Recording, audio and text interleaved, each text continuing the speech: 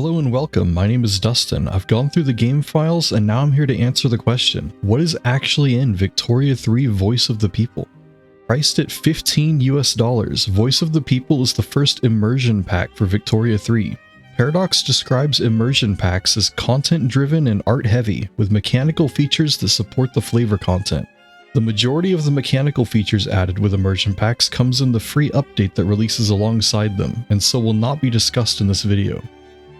For Voice of the People, this was Agitators and Revolutions.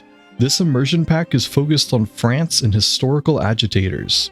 I'll go into details in a moment, but purchasing Voice of the People primarily gives you journal entries, events, historical characters, a UI skin, a French building set, and a few character interaction buttons. The majority of the narrative flavor content requires you are playing France to experience it. The new building set is also primarily present in mainland France. However, there are many things added in this DLC that you will interact with and be able to use while playing other nations as well. The UI skin and paper map can be used while playing as anyone, of course, and the majority of characters added in this DLC are historical agitators spread across the world. There are also two sizable journal entries / event chains that are not exclusive to France. These are the Silkworm Disease Crisis journal entry for Europeans and the Coup journal entry for everyone. But you probably want to know exactly what you get when purchasing this DLC, so here we go. Voice of the People adds 12 journal entries, 137 events, most of which are tied to said journal entries, 96 historical characters, 61 of which have unique character models, new interest group traits for 4 of France's interest groups, 4 additional character interactions, a French building set, a new UI skin, new paper map, new tabletop and table objects, around 19 new pieces of character clothing that are used mostly by the new historical agitators, 12 event videos, 1 main screen, and 2 loading screens. There's also a French late military outfit unlocked if you own both Voice of the People and a Sphere of Influence, and a winter variant of French late military clothes if you own both Voice of the People and National Awakening. Now let's get into a breakdown of who exactly the content is for and what it looks like.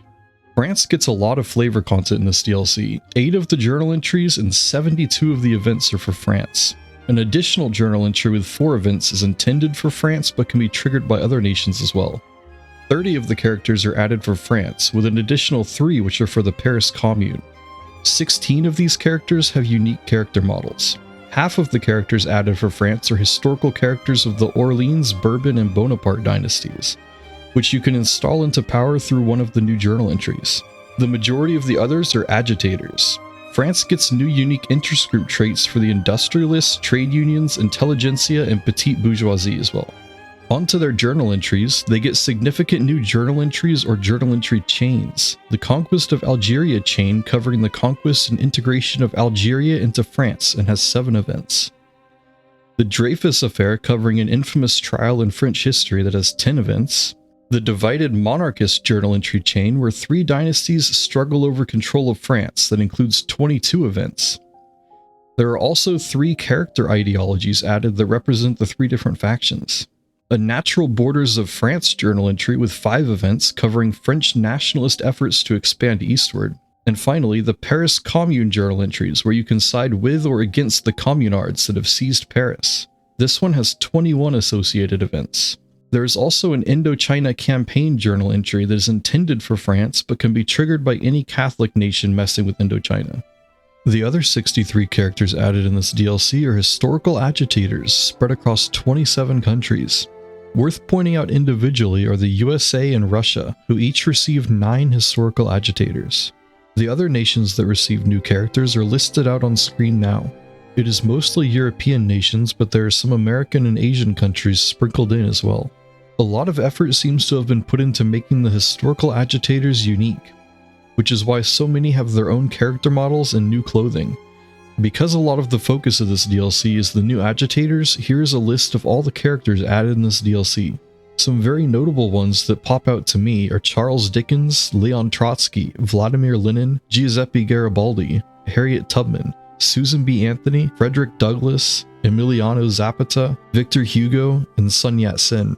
There are at least 19 pieces of character clothing added that I could find, but I may have missed something as they aren't marked as DLC in the files, unlike the later additions in the game for DLC like Pivot of Empire.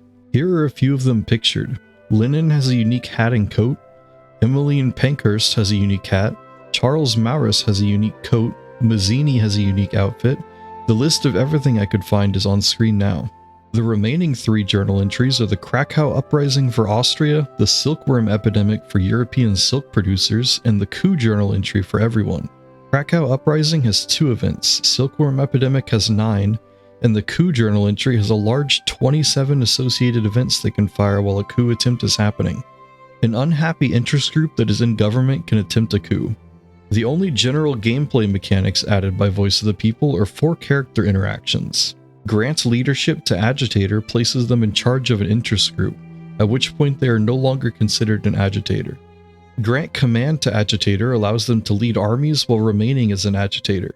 Abdicate Monarch and resign from office allow you to remove unpopular rulers and have 2 associated events each. Now for the remaining graphical additions, Voice of the People adds a new French building set for the states of mainland France. The states using this building set can be expanded to the Rhine if a French primary culture nation owns these states, although it does require restarting the game for the new buildings to load in after you've conquered one of these states. The French building set replaces all city, port, farm, mine, and forestry buildings with French-inspired models. The multi-story building blocks look especially good at night with all of the windows lit up. The docks in the French building set look much less industrial than the standard European building set. I would describe the rural low-density housing as quaint. The UI skin added by Voice of the People is named French and is inspired by Art Nouveau, an iron and glass focused architecture known for its whiplash curves, which you can see in the decorative silver. This UI skin has blue headers, blue buttons, and replaces most instances of gold with silver.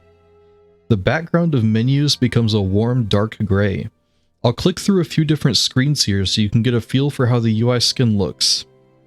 It has an industrial but elegant look in my opinion. A few buttons also become a purple color as can be seen in the lens area. The paper map you get is very intricate when it comes to the ocean drawings. Like the UI skin, it is simply named French.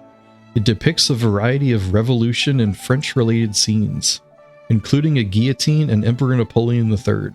The paper itself turns the ocean into a yellow-gray, sometimes green-gray color. On land, the paper map details major rivers, mountains, and sometimes forests. The rivers are the most stark difference from the standard paper map, and kind of make or break the French map depending on whether you like how they look. Back to theme selection, there is a tabletop and 4 table objects added in this DLC. These are only seen if you zoom all the way out and pan up or down to the edge of the game map. At the top of the screen, you get the option to have French Revolution cockades on top of what is maybe a newspaper clipping about Republican France, as well as a French medal depicting Louis Napoleon. You of course also get the DLC coin for Voice of the People added to the coin cloth with whatever other DLC you also own.